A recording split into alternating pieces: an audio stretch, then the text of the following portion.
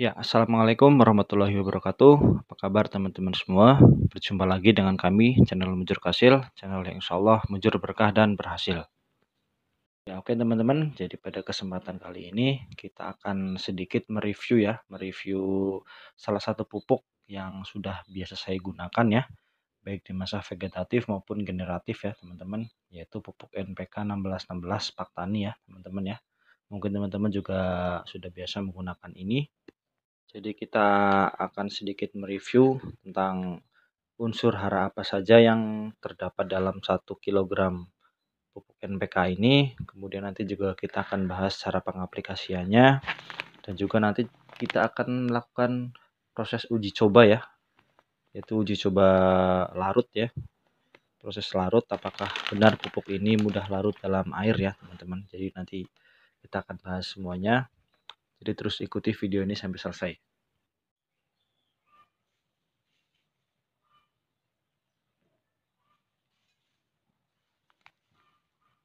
Ya oke teman-teman, jadi pupuk NPK ini adalah pupuk yang berimbang ya dari segi unsur N-nya, P dan juga K-nya teman-teman. Nah, di sini di kemasan sudah terdapat label tulisan kandungannya teman-teman, bisa dilihat ya.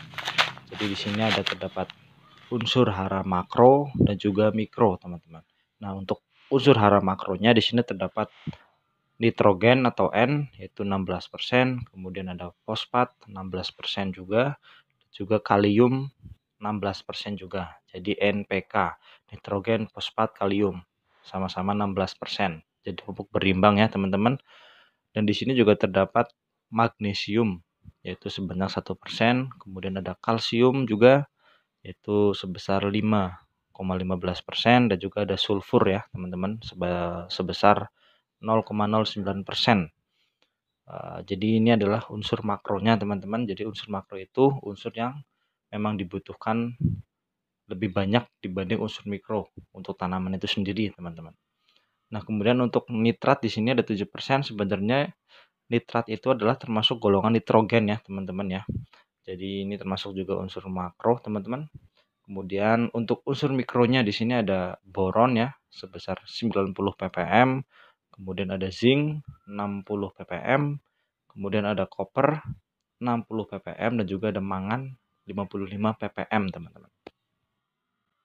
Jadi memang terbilang cukup lengkap ya teman-teman ya. Dalam 1 kg NPK ini sudah mengandung unsur hara, makro dan mikro yang cukup lengkap teman-teman. Nah, kemudian untuk cara pengaplikasiannya teman-teman. Di kemasan pun sudah ada ya. Jadi pupuk ini dapat digunakan dengan cara ditimbun di dalam tanah, kemudian disebarkan ke permukaan tanah atau juga dengan cara dilarutkan dalam air terlebih dahulu lalu disiramkan ke tanaman teman-teman. Nah untuk pengaplikasiannya itu sendiri, jadi teman-teman harus jeli ya teman-teman ya. Teman-teman harus dapat menyesuaikan sekiranya sekarang sedang musim hujan atau musim kemarau ya teman-teman. Kalau musim hujan saran saya pengaplikasian pupuk ini lebih baik dengan cara ditimbun di dalam tanah teman-teman atau disebarkan ke permukaan tanah. Itu akan lebih efektif teman-teman. Nah kalau untuk sistem disiramkan atau dikocor ke tanaman itu lebih cocok digunakan ketika musim kemarau teman-teman ya. Jadi akan lebih efektif bekerja pupuk ini kepada tanaman itu sendiri. Nah kalau misal sekarang musim hujan tapi teman-teman mengocorkan pupuk ini dengan cara dikocor atau disiram, itu kurang efektif teman-teman. Jadi akan nanti pupuk yang sudah terlarut di dalam air kemudian dikocorkan ke tanaman itu akan terbawa oleh air hujan teman-teman ya. Jadi mubazir ya teman-teman, bisa dikatakan seperti itu. Jadi kita harus menyesuaikan dengan cuaca yang ada teman-teman. Ya oke teman-teman, kita ke bagian anjuran pemupukan teman-teman. Nah di sini tertera bahwa pupuk ini itu bisa digunakan untuk berbagai macam tanaman horti teman-teman, seperti cabai, semangka atau melon, tomat, kubis, sawi dan juga kacang panjang. Dan ternyata ini juga bisa digunakan untuk tanaman kentang, bawang merah dan juga untuk kelapa sawit teman-teman. Jadi dibilang cukup serbaguna juga ya teman-teman ya. Pupuk ini juga bisa digunakan sebagai pupuk dasaran dan juga pupuk susulan teman-teman. Tapi untuk kali ini saya akan membahas mengenai pupuk susulan saja ya teman-teman ya. Jadi untuk pupuk susulan, pupuk ini bisa digunakan di semua fase teman-teman, yaitu di fase vegetatif atau pertumbuhan dan juga pada fase generatif atau pada saat pengisian buah teman-teman. Nah di sini juga ada takarannya teman-teman. Pada fase vegetatif di sini takarannya itu 5 sendok makan NPK ya teman-teman ya. Dan di sini juga bisa dikombinasikan dengan Ultradap teman-teman ya, yang dilarutkan dalam 10 liter air kemudian dikocorkan untuk 50 tanaman teman-teman. Dan kemudian pada fase generatif untuk takarannya itu sendiri yaitu 5 sendok makan NPK 1616 bisa dikombinasikan dengan MKP teman-teman ya, yang dilarutkan dalam 10 liter air yang kemudian dikocorkan untuk 50 tanaman. Sebenarnya sama teman-teman ya, cuman di sini untuk kombinasi tambahan pupukan saja yang berbeda teman-teman. Tapi untuk takaran pupuk NPK 1616 ini sama, yaitu 5 sendok makan NPK yang dilarutkan ke 10 liter air teman-teman, yang kemudian dikocorkan untuk 50 tanaman ya. Ya oke teman-teman, di sini akan saya coba timbang ya. Jadi kurang lebih 5 sendok makan ini itu berapa gram teman-teman ya. Itu akan menjadi patokan juga untuk kita ya. Jadi biar kita lebih mantap teman-teman. Jadi di sini saya juga sudah menyiapkan timbangan teman-teman, juga wadah ya untuk menimbang.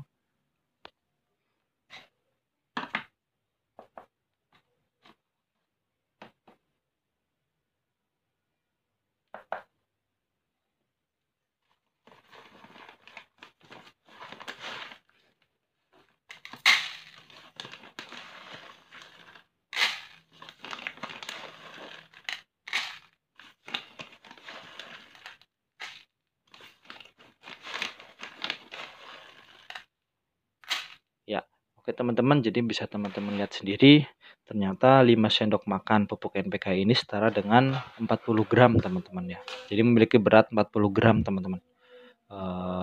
Mungkin untuk sendok makan saya gunakan ini lebih kecil ya, akan tetapi kalau misal sendok makannya lebih besar sedikit itu mungkin bisa mencapai 50 gram. Jadi kisaran di situ teman-teman. Jadi 5 sendok makan pupuk NPK setara dengan 40 sampai dengan 50 gram untuk beratnya ya teman-teman ya. Jadi di sini saya ulangi lagi teman-teman. Jadi untuk 5 sendok makan NPK ini itu memiliki berat di antara 40 gram sampai dengan 50 gram. Katakan 50 gram teman-teman ya. Jadi 50 gram NPK ini kita campurkan dengan 10 liter air teman-teman. Nah setelah kita campurkan, jadi bisa kita gunakan untuk mengocor tanaman kurang lebih sebanyak 50 tanaman teman-teman. Jadi untuk dosisnya seperti itu ya teman-teman ya. Nah untuk pengaplikasiannya sesuai dalam kemasan tadi teman-teman. Jadi teman-teman sesuaikan saja tanaman teman-teman itu masuk fase vegetatif atau generatif. Kalau vegetatif teman-teman bisa campur dengan Ultradap ya. Kemudian untuk fase generatif teman-teman bisa campur dengan MKP sesuai di kemasan tadi teman-teman ya, agar hasilnya pun lebih maksimal. Nah kemudian untuk selanjutnya seperti janji saya di awal, saya akan melakukan proses uji coba terhadap pupuk ini. Apakah pupuk ini benar-benar mudah terlarut dalam air atau tidak ya teman-teman ya. Oke, di sini saya sudah menyiapkan wadah. Jadi wadah ini berisi air teman-teman ya, yang nanti pupuk NPK ini akan saya tuang di dalam air, kemudian akan saya aduk-aduk apakah mudah terlarut atau tidak. Jadi teman-teman juga bisa lihat sendiri teman-teman.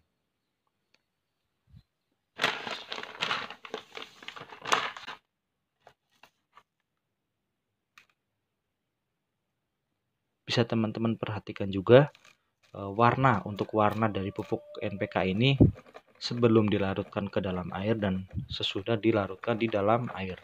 Nah, sewaktu masih butiran-butiran tadi, pupuk ini cenderung lebih berwarna biru tua ya teman-teman ya.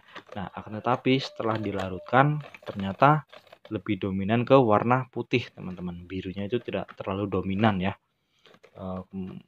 Kemungkinan juga bisa disebabkan oleh berbagai reaksi dari unsur hara tadi teman-teman ya. Nah, unsur hara tadi juga cukup lengkap, ada kalsium juga mungkin di situ ya.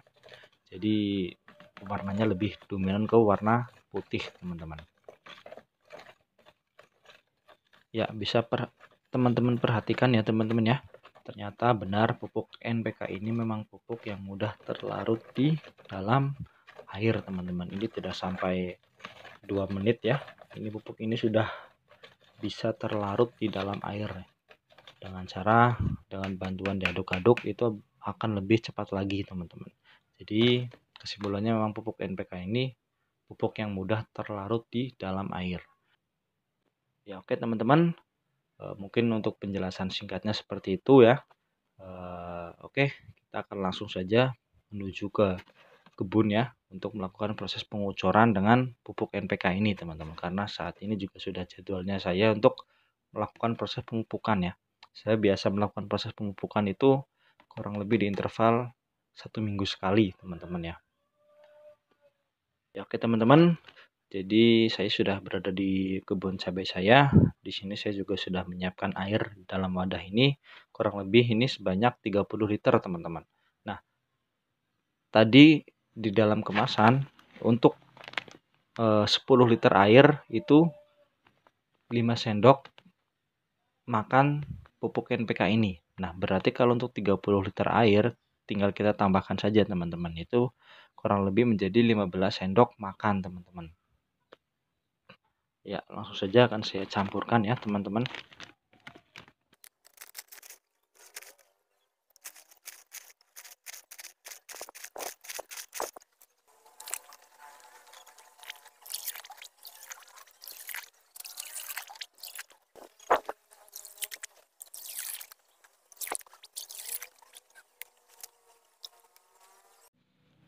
Ya oke teman-teman, jadi pupuknya sudah saya campurkan ke dalam air ya, dan akan langsung saya kocorkan ke tanaman teman-teman ya.